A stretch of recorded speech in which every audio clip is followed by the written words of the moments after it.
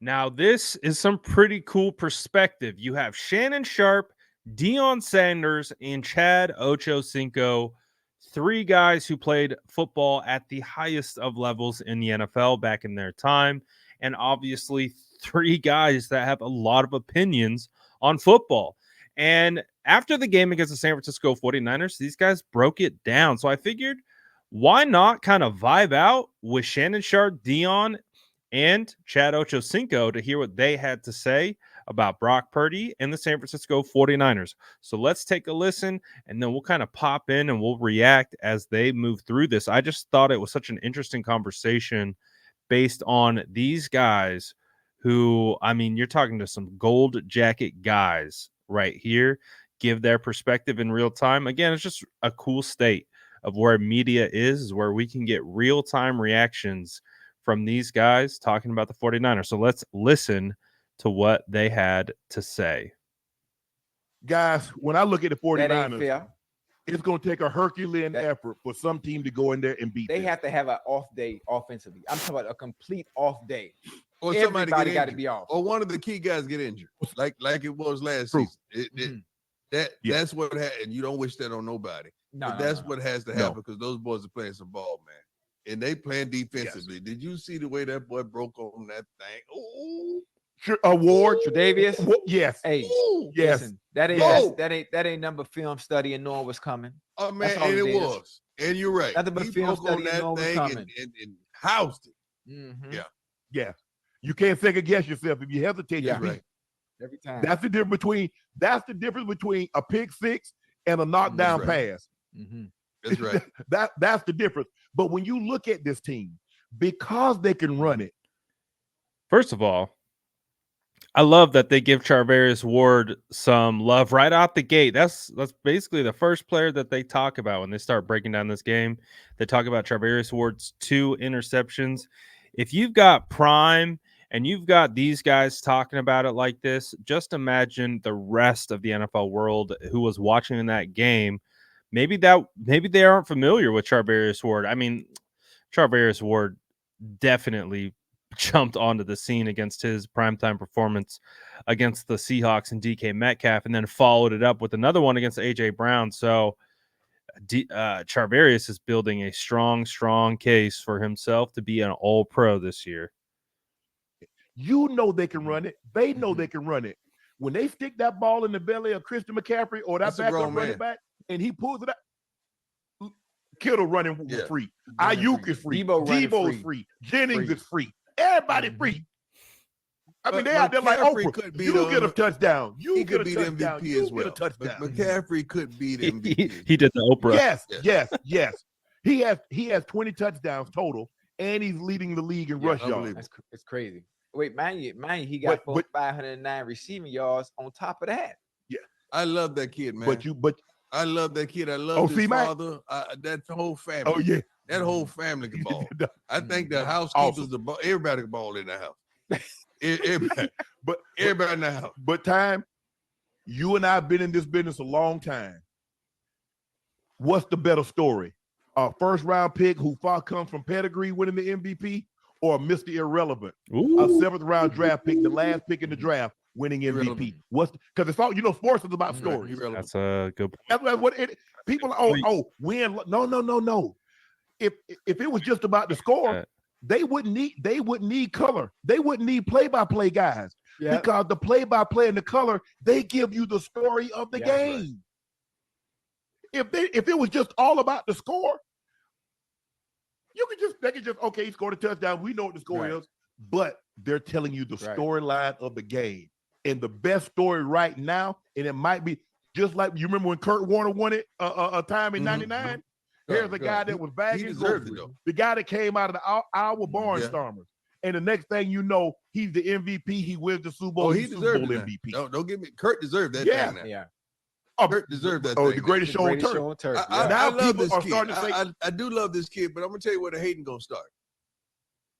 It's gonna start at the conclusion of it because they're not gonna want to pay him. They're not gonna want to pay him what he's worth. So what they'll do, they start finding little things to knock his game, and that's not fair to him because the boy's balling. But they're gonna say, okay, go somewhere else and do it, because here you have all those intangibles on the field with you, like you just mentioned. So, Well, are you really that guy? Or do you need all this assistance that only we can provide for you? So now that diminishes your bag. But when you come in like he came in, and the going right now is 50, he's saying, I take 40, I'm good. You might not want to get, because he said, I'll take 40 mil. That's fine. Obviously Prime is talking about what's going to be said at the negotiation table when things, when it's time to put pen to paper for Brock Purdy. But to be honest, what is that, a year, 2 out, probably 2 years out, before they really start negotiating. And because he's got 4 years on his deal, they'll probably start working on that thing around year 3. It's probably at the end of year 3, maybe get him paid before year 4. But man, honestly, I'm enjoying this moment right now with Brock. That day's going to come where they're going to have to pay Brock Purdy. But to be fair, and I understand the argument that Prime is making is basically saying, what are they going to say to you at the negotiation table, which is everything. They basically, the whole point of it is trying to get the best deal for the team. So that means they got to sell their case of why you deserve X over this. So I get his point, but for me, it's just a little too soon, because if we're talking about Brock Purdy, 2-time Super Bowl champion, write the blank check at that point. He's in the second year, so he has 3 years. So next year he can really get the bag. You know what? The bag next year is going to be probably 55. On a quarterback. You want to go ahead and get it now? Yeah, you got to get him now. Yeah, you don't let him go to free agency. You don't do that. If you let a man go to free agency, you don't want him. I agree. Don't let him go to free agency, but don't pay him now either. Like, let this thing play out. Let it come. Let it happen naturally. I think the 49ers paid Jimmy Garoppolo too soon, and not at all making a comparison there. But I think we've seen the 49ers be a little bit more patient with contracts. Look at Brandon Ayuk right now. Look at what they did with Nick Bosa. Just let it play out. Let's just. I don't want to think about paying Brock Purdy just yet. Yeah, and then because you know what happens, you go to free agency, you have to overpay to keep him. But look what you just said. Look what you just said. Probably upstairs, management is going to say, you know what? Oh, we don't want to pay you because you're playing so well based on the supporting cast you have around you. So then, what do they do? What do they do if they don't? No, but you got to understand how he came up.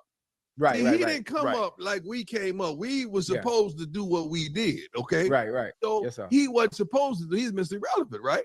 Therefore, instead of getting 50, what they getting right now, 40 a year straight with him. He's like, hey, man, please. You mean to tell me you getting ready to give me $250 million for this? I didn't expect that. I'm good. I ain't gonna fight with y'all with that. I'm straight. I'm good. Because you know how they look at him. They're gonna say, we believed in you when no one else did. We took a chance on you. I'm telling you, I was a 7th round draft pick. I was the guy that came and asking for a little bit more money. Well, Shannon, we believed in you when no one else did now. And we got you. You got a great situation, a quarterback that loves you, the offense. I was like, I understand all that. But can I get paid according to what I'm worth? Yeah. And I think the thing is with him, the going rate, I mean, it's like I got to get with Justin Herbert. At least I won a playoff game. Right. They always said they believe had he not hurt his elbow in that championship game, they believe they would have beat Philly. Still. They went and they would have sole purpose to saying this is what would have happened to you.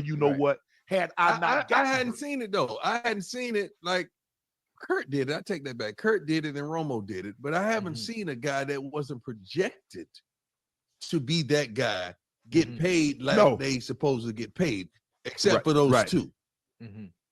Kurt Warner and Romo. They got it. But if you think about what he did, both undrafted free agents, Tony Romo, undrafted free agent. Obviously, we know Kurt Warner's story. They're trying to find a meet, like that's part of what these deals are like. They're comparing to other deals, the deals that came before them. Do they have to go over? So obviously, that's kind of what they're talking about. Remember now what they gave up to get Trey Lance. That's their future. And the only reason that we brush over it is because they got Purdy. Do you understand how they would have been eviscerated if they didn't have a Brock Purdy? I don't know what that means, but I like that word. Prime said, I don't know what eviscerated mean. Obviously, that conversation took a turn towards the contract and all that different types of things, but it's an interesting perspective, right? Because I think we're so focused on living in right now that we don't really think about that far down the line. But these guys who have obviously had to negotiate their own contracts, obviously with the help of agents and things like that, but they've been to that table and they understand what it's about and what's being discussed. So it's an interesting perspective.